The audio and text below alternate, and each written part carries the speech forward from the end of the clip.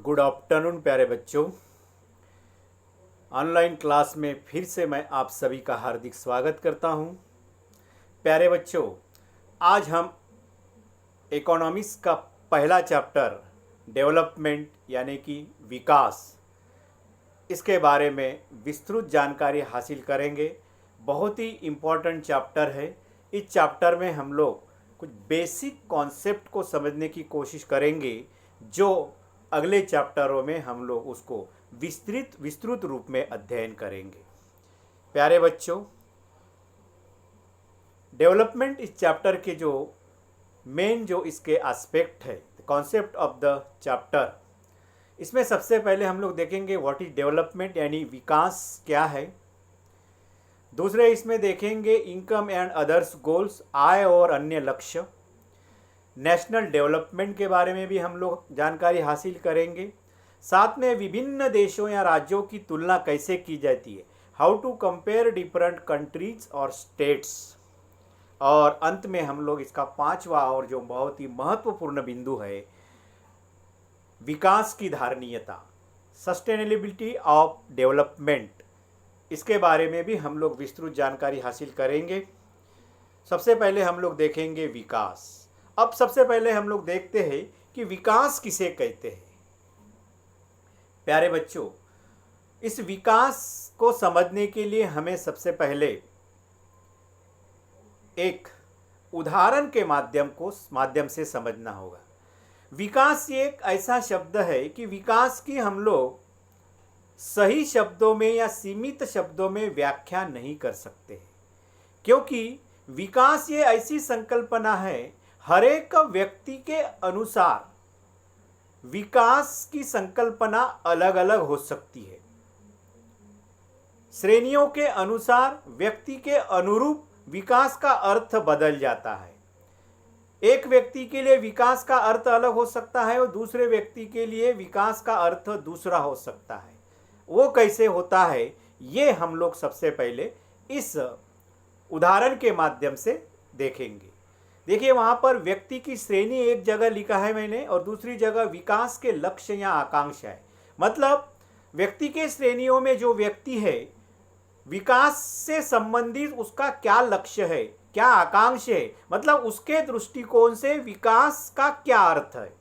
एक भूमिहीन ग्रामीण मजदूर विकास किसे कहता है, देखिए उसके दृष्टिकोण से उसे वर्ष भर काम व बेहतर मजदूरी मिले, बच्चों को उत्तम शिक्षा मिले, उसके साथ कोई सामाजिक भेदभाव ना हो और वो कभी चुनाव में नेता भी चुनकर आए, इस प्रकार का विकास वो चाहता है।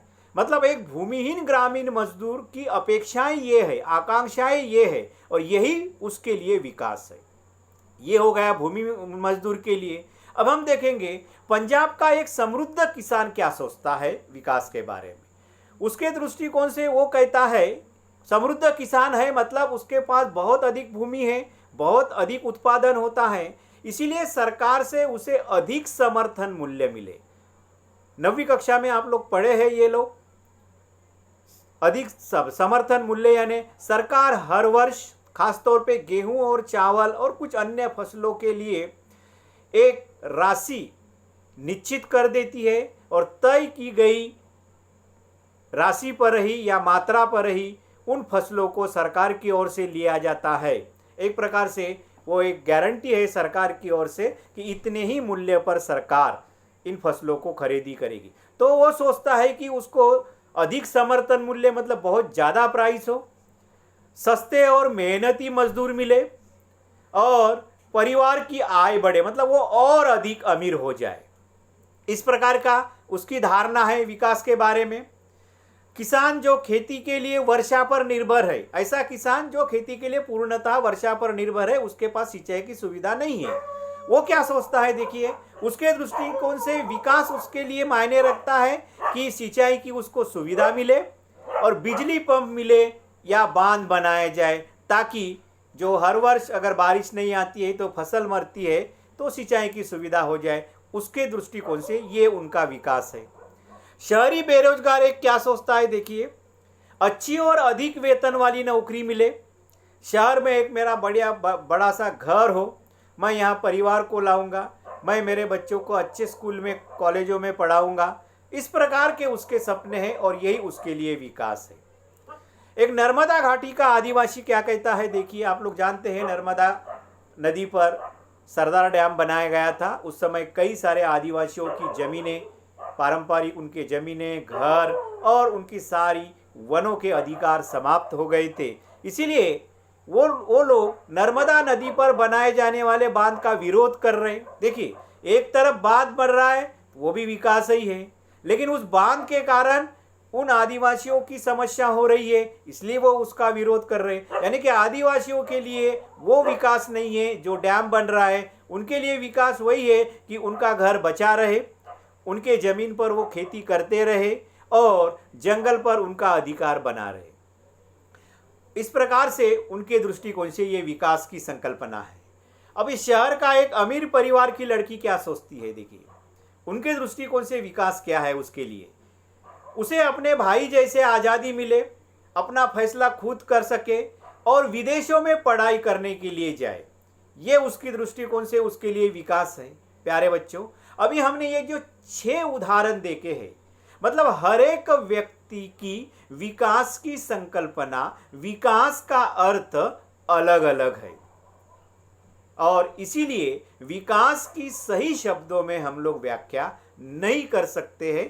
तो फिर विकास क्या है, इसको हम लोग धीरे धीरे इस चैप्टर को समझेंगे। विकास की कोई ठोस व्याख्या नहीं हो सकती है क्योंकि हर व्यक्ति की इच्छा आकांक्षाएं एक दूसरे से अलग होती है।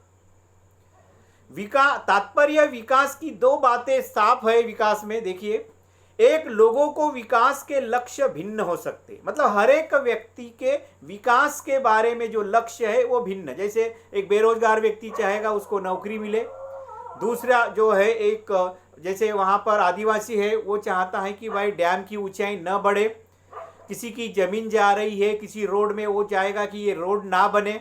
इस प्रकार से ये विकास का अलग अलग अर्थ हो सकता है। लेकिन दूसरा एक जो है, एक के लिए जो विकास है तो दूसरे के लिए विकास न हो। जैसे हमने आदिवासी का उदाहरण बताया था कि वहाँ पर डैम बन रहा है तो ये विकास है, तो उसके कारण वहाँ पर खेती बनेगी, इलेक्ट्रिसिटी बनेगी, उद्योगों के लिए फायदा होगा, उद्योग स्थापित होंगे तो रोजगार स्थापित होंगे, कई सारे ऐसे उसके लाभ हो सकते हैं। लेकिन दूसरी तरफ उन आदिवासियों के लिए वो विनाशकारी है। इसीलिए एक तरफ एक को वो विकास लग सकता है तो दूसरे तरफ दूसरे के लिए वो विनाशकारी हो सकता है। इस प्रकार से ये विकास हर एक व्यक्ति के दृष्टिकोण से अलग है। विकास का कोई एक सही अर्थ हम लोग नहीं बता सकते, व्यक्ति परत्व इसमें परिवर्तन होता है। अब हम देखेंगे आय और अन्य लक्ष्य। सामान्यतः हम लोग आमतौर पर ये बोलते हैं कि काश मेरे पास इतना पैसा होता, और हर कोई व्यक्ति उसके पीछे ही भाग रहा है। अब सवाल यहाँ पर यह है कि हमारे पास बहुत अधिक पैसा या आय आना ही क्या विकास है, या आय के अलावा भी कुछ ऐसे लक्ष्य, कुछ ऐसे चीजें होती है जो हमारे लिए बहुत ही मायने रखती है, बहुत ही महत्वपूर्ण होती है। इन्हीं बिंदुओं को हम लोग इस अध्याय में चर्चा करेंगे। सामान्यतः विकास के लिए लोग मिले जुले लक्ष्यों को रखते हैं, मतलब हर एक लोगों के अलग अलग लक्ष्य होते हैं, अलग अलग उनके गोल होते हैं। उदाहरण, अगर किसी को दूर दराज में देखिए इस उदाहरण के माध्यम से हम लोग समझेंगे कि आय और अन्य लक्ष्य में क्या फर्क है। प्यारे बच्चों, कि अगर किसी व्यक्ति को एक दूर दराज, बहुत ही दूर, घर से बहुत दूर नौकरी मिली है, बहुत ही अच्छी सैलरी है उसमें, क्या वो व्यक्ति केवल बहुत अधिक सैलरी है और उसे वो परमानेंट नौकरी मिल रही है इसीलिए ही वो उस नौकरी ज्वाइन करने जाएगा? नहीं, हो सकता है उस व्यक्ति के अन्य लक्ष्य भी होंगे। जैसे उदाहरण के लिए कि अगर मैं वहाँ जाऊँगा तो वहाँ पर मुझे रहने के लिए अच्छी सुविधा मिलेगी, क्या मैं अपने परिवार को वहाँ सुरक्षित रख पाऊँगा, जिस क्षेत्र में मुझे नौकरी मिल रही है उसके कार्यस्थल सुरक्षित है, security and safety and security वो देखेगा, क्या वहाँ का क्लाइमेट अच्छा है? क्या वहाँ आने जाने की सुविधाएं हैं? क्या वहाँ पर दैनंदिन जीवन को लगने वाली चीज़ें आसानी से मिलती है? क्या मैं घर आने जाने के लिए पर्याप्त वहाँ परिवहन की सुविधाएं उपलब्ध है? कई सारे ऐसे उसके अन्य लक्ष्य हो सकते हैं। ये एक लक्ष्य है कि देखिए कि यहाँ पर पैसा ही सभी नहीं है। उसके दृष्टिकोण से केवल आय प्राप्त करना या पैसा ही पर्याप्त नहीं है, तो पैसे के साथ साथ वो अन्य चीजों की भी चिंता कर रहा है, वो भी उसे मिले तभी वो नौकरी प्राप्त करेगा। इसे कहते हैं हम लोग अन्य लक्ष्य। अब दूसरे उदाहरण में देखिए, महिला का नौकरी मिल जाना। सामान्यतः अगर किसी घर में महिलाओं को नौकरी मिल जाती है तो उसे थोड़ा सम्मान मिलता है, घर के काम में उसके साथ काम में बंटवारा भी हो जाता है। जब बाहर जाती है तो उन्हें अलग नजरिए से देखा जाता है, मतलब एक प्रतिष्ठित सम्मानीय व्यक्ति से देखा जाता है। तो यहाँ पर एक प्रकार से देखा जाए तो उनके लिए ये आय उसे प्रतिष्ठा प्राप्त करके दे रही है। तो इस प्रकार से यहाँ पर इसके कारण उसे प्रेरणा लेकर अन्य महिलाएं भी पढ़ेगी लिखेगी, वो नौकरियां करेगी। इस प्रकार से ये नौकरी के कारण दूसरे के लिए वो प्रेरणा बन रही है और उस प्रकार से ये अन्य लक्ष्य उसमें शामिल हो रहे हैं। अब हम देखेंगे राष्ट्रीय विकास, नेशनल डेवलपमेंट। अभी हमने हर एक व्यक्ति की विकास के बारे में धारणाएं देखी जो एक दूसरे से भिन्न है। 6 उदाहरणों के द्वारा हमने देखी है। और अभी मैंने एक उदाहरण दिया था आय और अन्य लक्ष्य में कि नौकरी के बारे में दूर दराज क्षेत्र में लगता है, तो वो कैसे अलग अलग एस्पेक्ट को बारे में वो सोच रहा है। तो विकास के बारे में धारणाएं देखी जा सकती है, हर एक व्यक्ति की अलग अलग होती है, एक दूसरे से भिन्न होती हैं। अब ये सवाल है कि एक व्यक्ति की मतलब हर एक व्यक्ति की विकास के बारे में धारणाएं अलग होती है, तो क्या देश के विकास के विषय में भी विभिन्न लोगों की धारणाएं भिन्न या परस्पर विरोधी हो सकती है? इसका उत्तर ढूंढने का हम लोग प्रयास करेंगे। क्या सभी विचारों को बराबर का महत्व दिया जा सकता है? जब हम लोग राष्ट्रीय विकास की बात करते, व्यक्तिगत विकास की हमने अभी तक जानकारी हासिल की, लेकिन जब हम राष्ट्रीय विकास की बात करते हैं तो इस राष्ट्रीय विकास में सभी विचारों को हम लोग बराबर का महत्व दिया जा सकता है? मतलब जो अलग अलग लोग जो सोचते हैं विकास के बारे में, क्या उन सबको राष्ट्रीय विकास में हम लोग सम्मिलित कर सकते हैं? ये एक बड़ा प्रश्न है। दूसरा प्रश्न यह है, यदि परस्पर विरोधी है तो निर्णय कैसा लिया जाना चाहिए? जैसे उदाहरण के लिए आपको मैंने बताया था कि सरदार डैम का, कि एक तरफ डैम तो आवश्यक है तो दूसरी तरफ आदिवासियों के जीवन की सुरक्षा भी आवश्यक है, उनकी परंपराओं को भी सुरक्षित रखना आवश्यक है, उनकी समस्याओं की भी देखना आवश्यक है। तो ऐसे समय में फिर कौन सा निर्णय लिया जाए? क्या डैम बनाया जाए तो आदिवासियों को नुकसान होगा, अगर आदिवासियों का ख्याल किया जाए तो डैम नहीं बनेगा? तो ऐसे समय में निर्णय कैसा किया जाएगा, ये एक बहुत बड़ी चुनौती है जब हम राष्ट्रीय विकास की बात करते हैं। तीसरा प्रमुख एक प्रश्न हमारे सामने खड़ा होता है, क्या सभी के लिए न्यायपूर्ण राह क्या होगी? मतलब ऐसी जब समस्या आएगी तो हम लोग रास्ता कैसे निकालेंगे जिसके कारण सबको लाभ होगा, सबके साथ न्याय होगा? ये एक बड़ी चुनौती हमारे सामने होगी। हमें यह भी सोचना होगी कि क्या कार्य करने का कोई बेहतर तरीका हो सकता है? मतलब इस प्रकार की समस्याओं के समाधान के लिए कोई तरीका हो सकता है? क्या इस विचार से सबको लाभ होगा या कुछ लोगों को जो बेहतर तरीका हम लोग अपनाएंगे उससे केवल कुछ लोगों को ही लाभ होगा या सबको लाभ होगा? इन सभी बातों को भी हमें देखना, उस पर गौर करना आवश्यक है। तो आइए इन्हीं प्रश्नों के उत्तर ढूंढते ढूंढते हम राष्ट्रीय विकास की संकल्पना को समझने की कोशिश करते हैं। प्यारे बच्चों, अब हम देखेंगे कि विभिन्न देशों व राज्यों की तुलना कैसे की जाती है। How to compare different countries और स्टेट्स। सामान्यतः हम व्यक्तियों की एक या दो महत्वपूर्ण विशिष्टताएं लेकर उनके आधार पर तुलना करते हैं। मतलब जब हम लोग दो व्यक्तियों के बीच में तुलना करते हैं तो उनकी कुछ विशिष्ट ऐसी विशेषताएं होती हैं, उन विशेषताओं के लेकर हम लोग उसको कंपैरिजन करते हैं, तुलना करते हैं। जैसे उदाहरण के लिए हो सकता है कि तुलना जो जिन विशिष्टताओं का आधार पर हम लोग तुलना करते हैं उसमें मतभेद भी हो सकते हैं। कुछ लोगों का कहना होगा कि नहीं इस आधार पर तुलना करना चाहिए, कुछ लोग कहेंगे कि नहीं इस आधार पर तुलना कहेंगे। जैसे उदाहरण के लिए अगर हम लोग दो विद्यार्थियों के बीच में अगर हम लोग तुलना करना चाहेंगे तो हम लोग हो सकता है कि उसके बीच में मित्रतापूर्ण व्यवहार और सहयोग की भावना कैसी है, इस आधार पर हम लोग तुलना कर सकते हैं। मतलब कौन ज़्यादा मित्रतापूर्ण व्यवहार अपनाता है, कौन ज़्यादा कोऑपरेटिव नेचर का है, इसके आधार पर हम लोग भेदभाव उसके बाद में तुलना कर सकते हैं। उसकी रचनात्मक यानी कि क्रिएटिविटी जिसे हम लोग कहते हैं कि क्रिएटिविटी कितनी है उसमें, उसके आधार पर हम लोग दोनों के बीच में तुलना कर सकते हैं। या हो सकता है दोनों में सबसे ज़्यादा अंक कौन प्राप्त कर सकता है, इसके आधार पर भी हम लोग तुलना कर सकते हैं। यही बात विकास पर लागू होती है। जिस प्रकार से हम लोग किसी दो व्यक्तियों की तुलना करने के लिए विशिष्ट विशेषताओं को आधार बनाकर हम लोग तुलना करते हैं, उसी प्रकार से जब हम लोग देशों के बीच या राज्यों के बीच की तुलना करते हैं तो उसके लिए कुछ आधारों की आवश्यकता होती है। अब सवाल यह है कि वो आधार कौन से होंगे, क्योंकि वही आधार हम लोग ले सकते हैं जिसमें हम सबको न्याय दे सकते हैं और सबको हम उसका पूरी तरह से ब्यौरा हमको समझ सकता है।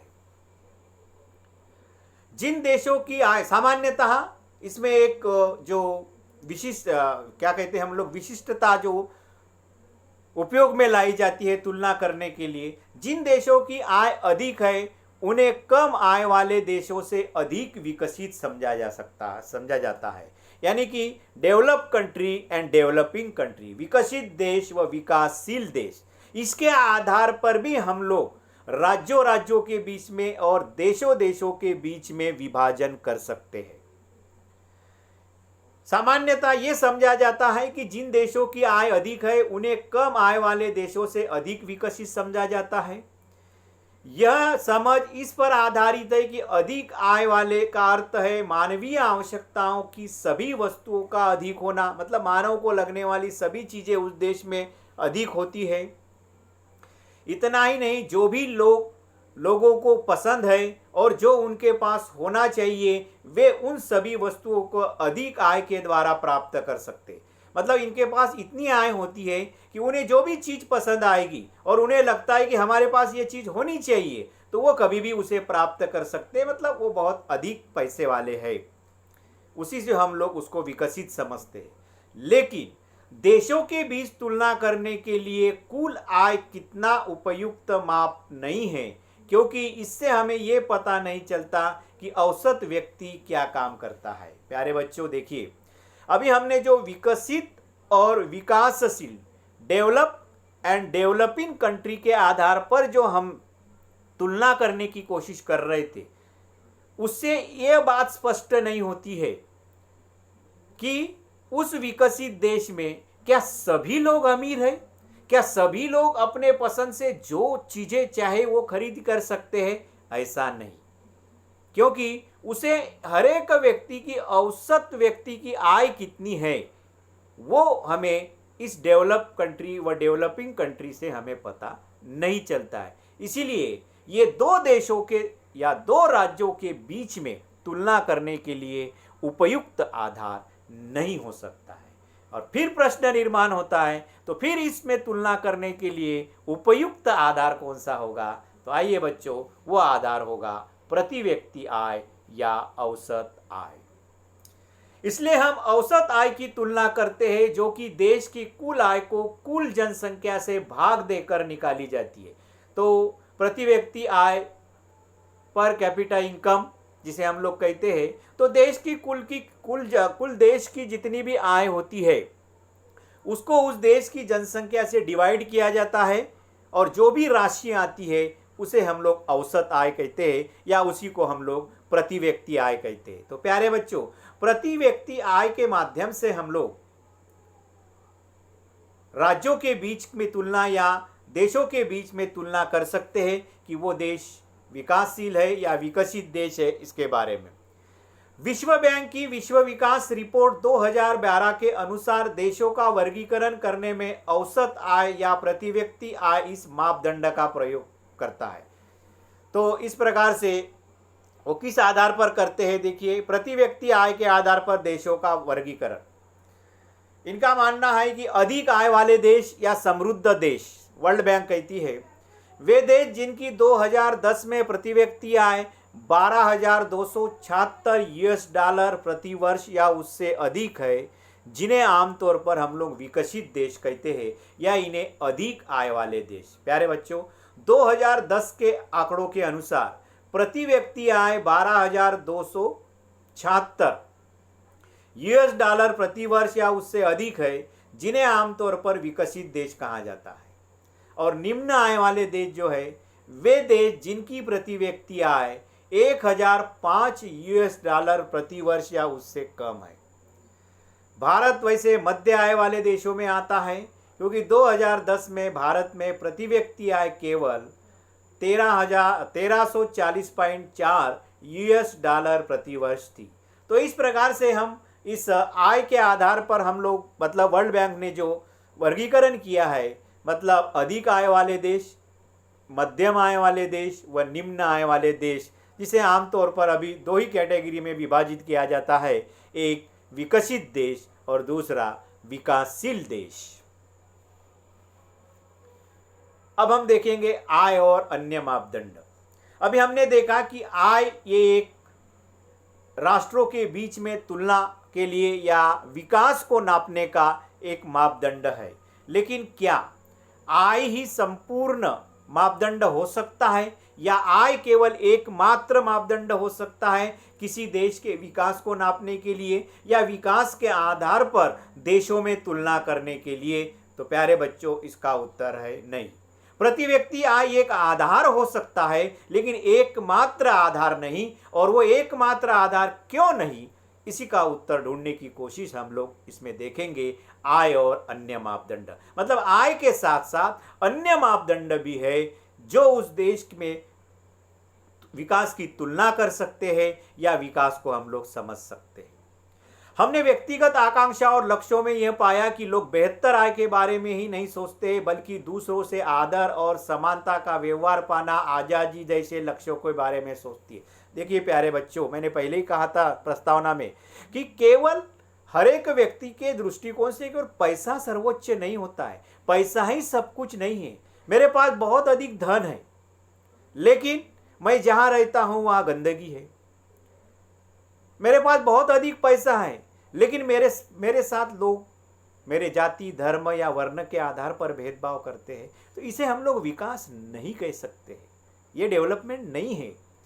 तो इसीलिए समाज के अन्य घटक भी है। जैसे हर एक व्यक्ति ये चाहता है कि भलाई मैं मजदूर हो, लेकिन मुझे समाज में सम्मान मिले, आदर मिले, मेरे साथ समानता का व्यवहार हो, आज़ादी जैसे उन्हें मिले, बोलने की आज़ादी मिले, उसे लिखने की आज़ादी मिले। इस प्रकार के अन्य पहलू भी है जो विकास के लिए बहुत ही आवश्यक है। केवल आय एकमात्र आधार नहीं है। अभी मेरे पास बहुत अधिक पैसा है, लेकिन अगर मुझे कोई बीमारी होती है तो इलाज करने के लिए सुविधा नहीं है, तो क्या ये डेवलपमेंट है? मेरे पास बहुत अधिक पैसा है, लेकिन दवाई लेने के लिए पैसा है, लेकिन मिलावटी दवाई है, क्या इसको आप लोग डेवलपमेंट कहो? एक तरफ हमारे देश में 5 साल तक अनाज पूरे देश को खिला सकता है, इतना हम लोगों ने खाद्यान्न भंडार के अंतर्गत अनाज भरा है। लेकिन दूसरी तरफ सच्चाई ये भी है प्यारे बच्चों कि भूखमरी से, कुपोषण से इस देश के कई सारे बच्चे मर रहे। क्या इसे हम लोग डेवलपमेंट कहेंगे? मैंने बहुत बड़ा फ्लैट बनाया, बहुत अच्छा घर बनाया, लेकिन वहाँ का वातावरण पूरी तरह से प्रदूषित है, जहरीली हवा है, मच्छरों का निवास है, बहुत सारी वहाँ पर वायरस फैलते हैं। ऐसे चीज को क्या हम लोग विकास कहेंगे? मेरे पास पैसा बहुत है, लेकिन इसे हम लोग विकास नहीं कह सकते प्यारे बच्चों। इसीलिए आय यह विकास के मापदंड का एकमात्र आधार नहीं हो सकता है। तो आइए बच्चों, वो आधार क्या है उनके बारे में भी हम लोग एक नज़र डालें। इस प्रकार जब हम किसी देश के बारे में सोचते हैं तो हम औसत आय के अतिरिक्त अन्य महत्वपूर्ण लक्षणों के विषय में भी सोचना चाहिए या सोचते हैं। और ये लक्षण क्या हो सकते हैं, ये निम्नलिखित टेबल के निरीक्षण करके हम समझने की कोशिश करते हैं। ध्यान से देखिए बच्चों, इससे आप लोग इस चैप्टर को पूरी तरह से समझ जाओगे। ये आपके किताब में ही है।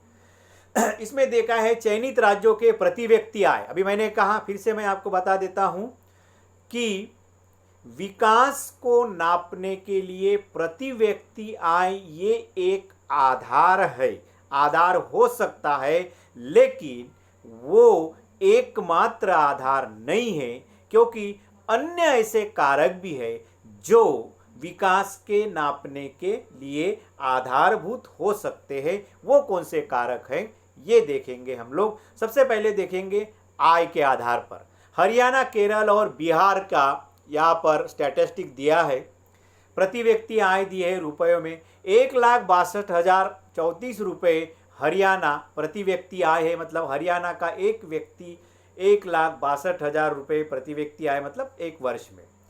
केरल में देखिए 1.40 है, मतलब 1,40,000। तो बिहार में देखिए 33,454 रुपये। इन तीनों में आप लोग देखिए सबसे अधिक प्रति व्यक्ति आय कहाँ की है? हरियाणा की। दूसरे नंबर कहाँ पर है? केरल। और सबसे कम कहाँ पर है? बिहार। अब हम देखें, अब हम लोग इस प्रति व्यक्ति आय को विकास के कसौटी पर हम लोग देखेंगे कि क्या उसमें ये खरा उतरता है या नहीं। तो इसीलिए हमें नीचे दी गई तालिका को देखना पड़ेगा प्यारे बच्चों। देखिए, हरियाणा में सबसे अधिक प्रति व्यक्ति आय है, केरल में 2 नंबर पे है और बिहार में 3 नंबर पे है।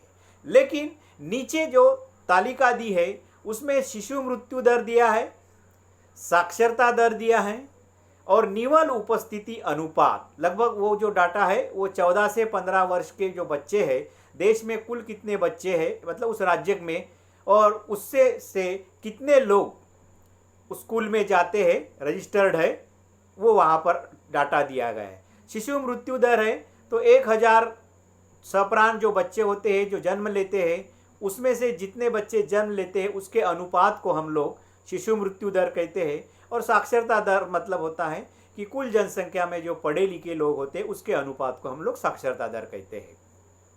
तो देखिए यहाँ पर 100 का आंकड़ा दिया है। यहाँ पर देखिए हरियाणा में, देखिए हरियाणा में सबसे अधिक प्रति व्यक्ति आय है,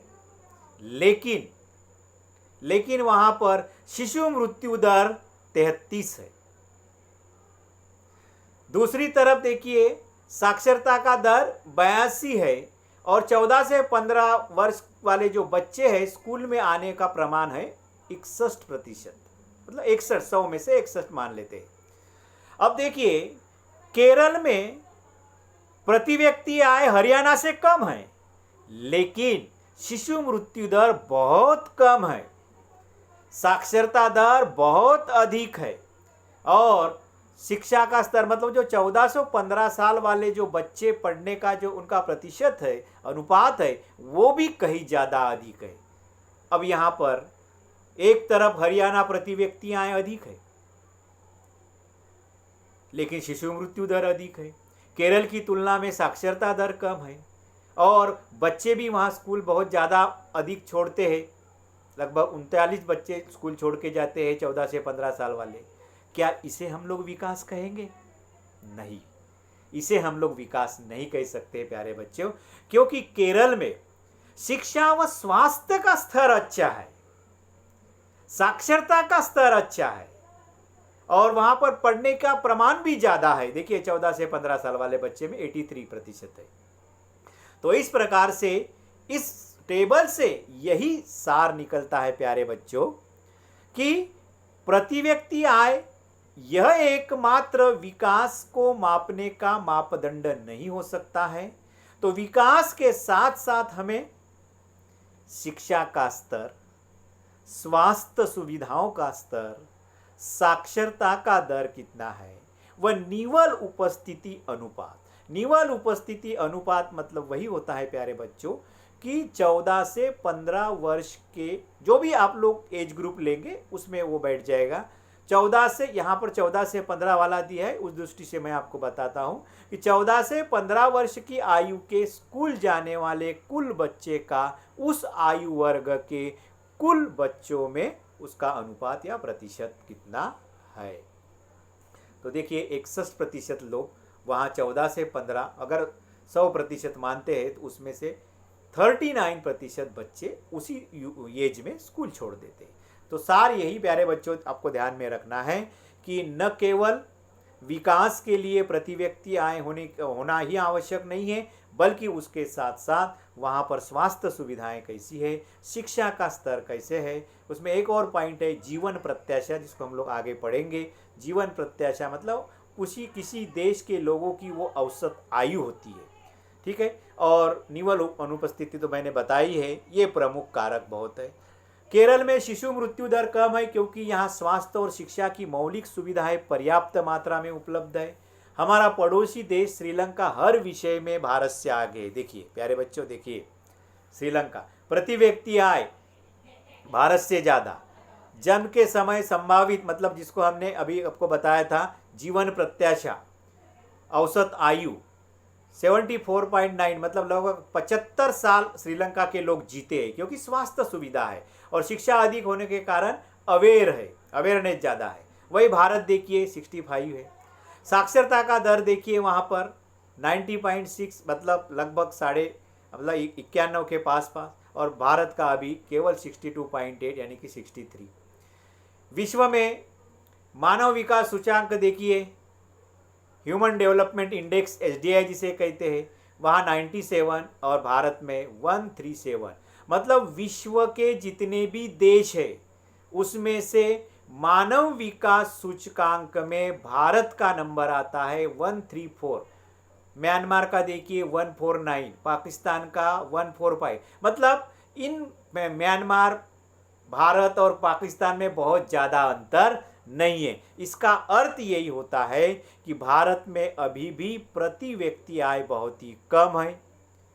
दूसरा जो है कि वहाँ पर औसत आयु जो है जिसे हम लोग जीवन प्रत्याशा कहते हैं वो भी बहुत कम है। अभी भी साक्षरता, वहाँ पर स्वास्थ्य सुविधा पर्याप्त मात्रा में नहीं है। इतना ही नहीं, साक्षरता का दर भी बहुत कम है और इसी के कारण मानव विकास सूचकांक की श्रेणी में लगभग 177 के श्रेणी में भारत का नंबर आता है 134वां। इससे पता चलता है कि आज भी हमारे देश में विकास से जुड़े हुए वो सारे मापदंड नहीं हैं जो अच्छी तरह से होने चाहिए। और प्यारे बच्चों, आज हम देख रहे, आज कोरोना के इस महामारी ने हमारी स्वास्थ्य सुविधाएं कैसी है और आज हमें सोचने के लिए मजबूर किया है कि नहीं, हमें सबसे पहले स्वास्थ्य सुविधाओं को मजबूत करना होगा। अब इस टेबल के माध्यम से अभी आप लोग और भी डिटेल में समझ जाओगे। विश्व में मानव विकास रिपोर्ट के मापदंड, पूरे इस चैप्टर का सार, विकास के नापने के मापदंड क्या है और उसके 2 आधार क्या है और उसके सही आधार कौन से है, इसके बारे में हम लोग देखेंगे।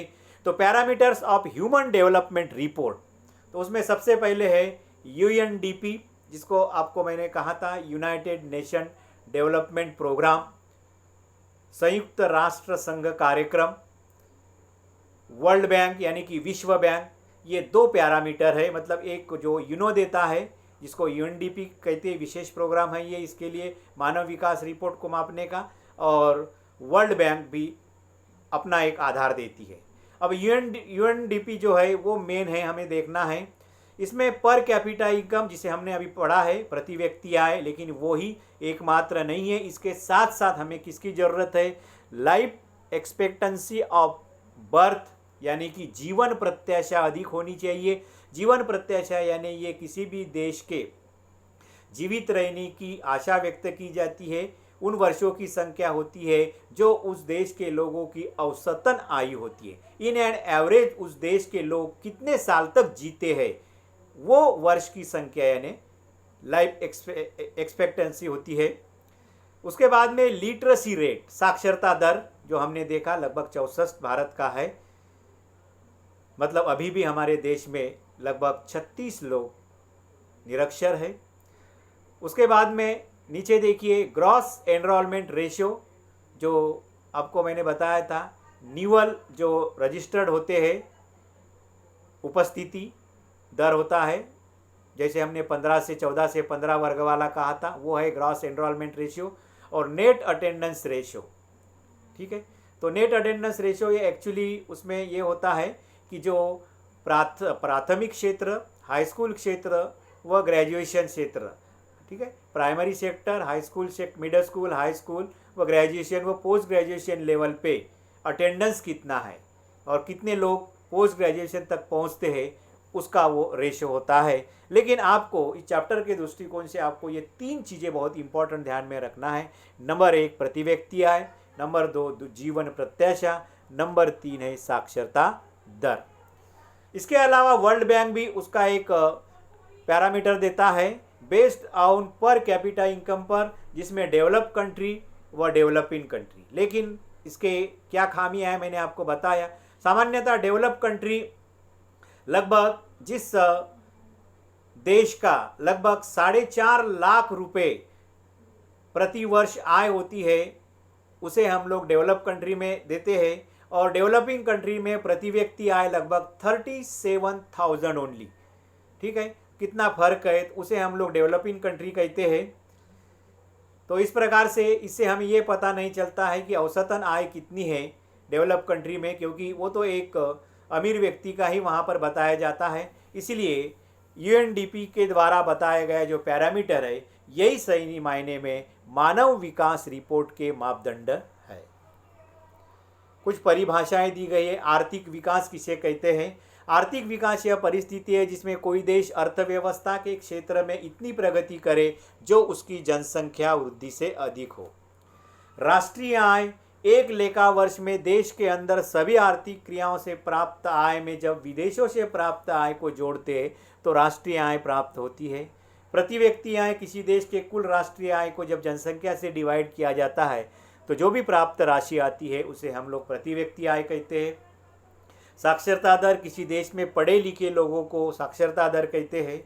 मानव विकास सूचकांक संयुक्त राष्ट्र संघ द्वारा रखा गया एक ऐसा मापदंड जिसके द्वारा विश्व के विभिन्न देशों का सामाजिक तथा आर्थिक उपलब्धियों के आधार पर स्थान निर्धारित किया जाता है। जैसे भारत का मानव विकास सूचकांक जो 134 है 177 देशों में।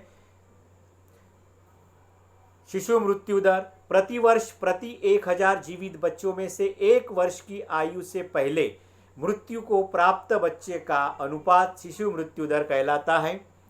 निवल उपस्थिति अनुपात, 14 से 15 वर्ष की आयु के स्कूल जाने वाले बच्चों का उस आयु वर्ग के कुल बच्चों के साथ अनुपात। मानव विकास, एक व्यक्ति का इस प्रकार विकास किया जाए कि वह अपनी प्रतिभा के अनुसार सृजनात्मक जीवन बिता सके। और अंत में जीवन प्रत्याशा, जीवन के प्रति आशा, अर्थात किसी भी देश में लोगों को औसत आयु जीवन प्रत्याशा कहलाती है। अंत में एक बिंदु इंपॉर्टेंट है, विकास की धारणीयता, sustainability of development. Sustainable development भी कहा जाता है इसको, ये ज्योग्राफी में भी आप लोग पढ़ोगे।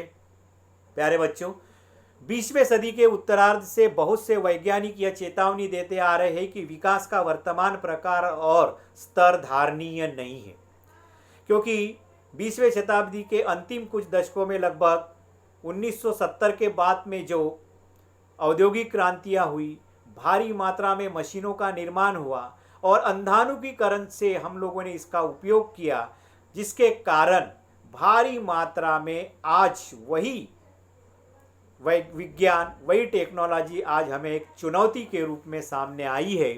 और इसीलिए इस समस्या से हम लोग कैसे निपट सकते हैं, इसकी जो एक कल्पना है, धारणा है, उसी को हम लोग सस्टेनेबल डेवलपमेंट या विकास की धारणीयता ये कहते हैं, या सतत पोषणीय विकास भी कहा जाता है। 20वीं सदी के उत्तरार्ध में बहुत से वैज्ञानिकों ने ये चेतावनी देते आ रहे कि विकास का वर्तमान प्रकार और स्तर धारणीय नहीं है। आज हमारा सारा ध्वनि प्रदूषण, वायु प्रदूषण, पर्यावरण प्रदूषण, सारी चीज़ें ये प्रदूषण मुक्त युक्त हो गई है और मानवीय समाज को एक बहुत बड़ी चुनौती आई है। तो इसी को कैसे निपटा जा सकते, यही विकास की धारणीयता है। तो धारणीयता का अर्थ है सतत पोषणीय विकास, अर्थात विकास तो हमें करना है, विकास को रोकना नहीं है। सतत पोषणीय मतलब अनुकूल हो, विकास हो लेकिन अनुकूल हो, अर्थात ऐसा विकास जो वर्तमान पीढ़ी तक सीमित न रहे बल्कि आगे आने वाली पीढ़ी को भी मिले। वैज्ञानिकों का यह कहना है कि हम संसाधनों का जैसा प्रयोग कर रहे हैं उससे लगता है कि संसाधन शीघ्र ही समाप्त हो जाएंगे और आगे आने वाली पीढ़ी के लिए नहीं बचेंगे। इसीलिए यदि हमें विकास को धारणीय बनाना है तो संसाधनों का सावधानीपूर्वक प्रयोग करके वर्तमान पीढ़ी की आवश्यकताओं की पूर्ति करना है और साथ साथ भविष्य के लिए भी संसाधन बचाए रखना है तथा विकास करते समय पर्यावरण में संतुलन बनाए रखना है। इसे ही हम लोग विकास की धारणीयता कहते हैं। प्यारे बच्चों, विकास की धारणीयता प्रमुख 4 एस्पेक्ट। नंबर 1, संसाधनों का सतर्कता पूर्वक प्रयोग करना या संसाधनों का सावधानी पूर्वक प्रयोग करना या संसाधनों का कम से कम प्रयोग करना। This is the first point. दूसरा पॉइंट जो है, संसाधनों का उपयोग वर्तमान पीढ़ी की आवश्यकताओं की पूर्ति के लिए करना है, मतलब विकास की प्रक्रिया को चालू रखना है। तीसरा पॉइंट, भविष्य के आने वाली जो पीढ़ी है उनके लिए भी हमें संसाधनों को बचाए रखना है। और चौथा और अंतिम महत्वपूर्ण पॉइंट कि विकास की ये जो प्रक्रिया है ये पर्यावरण के लिए अनुकूल हो, पर्यावरण में संतुलन बनाए रखे, हमें विकास को प्राप्त करना है, विकास की प्रक्रिया को चालू रखना है। इसे हम लोग सतत पोषणीय विकास का सिद्धांत कहते हैं या विकास की धारणीयता कहते हैं। तो यहाँ पर ये पहला जो विकास चैप्टर है यहीं पर समाप्त होता है। कुछ जो प्रश्न दिए हैं, हमने विश्व को अपने पूर्वजों से उत्तराधिकार में प्राप्त नहीं किया, हमने इसे अपने बच्चों से उधार लिया। अभी जो धारणीयता का विकास मैंने बताया उसी पर आधारित आप सोचिए, अगर नहीं समझता है तो मुझे पूछिए। विकास मापने का यूएनडीपी का मापदंड जो मैंने आपको दिए हैं, मिनिमम 3 लिखना ही है आपको। नंबर 1 आपका प्रति व्यक्ति आय, नंबर 2 जीवन प्रत्याशा, नंबर 3 स्वास्थ्य सुविधा और नंबर 4 साक्षरता दर। तो इस प्रकार से, तो मेरे ख्याल से वहाँ पर हेल्थ सुविधा छूट गई थी, तो स्वास्थ्य सुविधा एक बहुत इंपॉर्टेंट एस्पेक्ट है, ये ध्यान में रखना मापदंड के।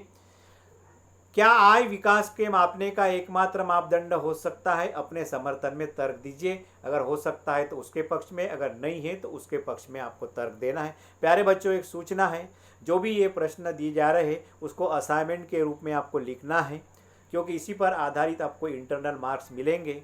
और फ्राइडे सैटरडे में मेरा जो 2 पीरियड रहते उसमें मैं एक दिन असाइनमेंट सेकंड पीरियड में और दूसरे दिन जो है आपको 10 मार्क की या 20 मार्क की 10 क्वेश्चन की एक छोटी सी क्विज़ दूंगा और वो सारे रिकॉर्ड आपको रखना है, उसकी ऑनलाइन जांच होगी और उसी पर आधारित आपको असाइनमेंट के मार्क्स मिलेंगे। इसलिए होमवर्क क्लास 4 की बुक आपको बनाना है, जो क्वेश्चन देता हो उसे लिखना है और उसे अपने पास रखना है। तब तक के लिए धन्यवाद। फिर मिलेंगे हम लोग एक नए चैप्टर के साथ नए दिन। तब तक के लिए धन्यवाद।